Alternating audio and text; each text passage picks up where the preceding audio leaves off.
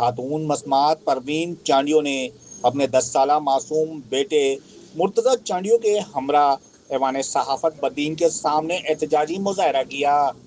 بعد ازاں press conference کرتے ہوئے انہوں نے الزام عائد کیا کہ ان کا شوہر قادر بخش چانڈیو آئس سمیت دیگر نشہ آور اشیاء استعمال کرتا ہے اور نشے کی حالت میں اکثر انہیں اور ان کے معصوم بیٹے کو تشدد کا نشانہ بناتا رہتا ہے۔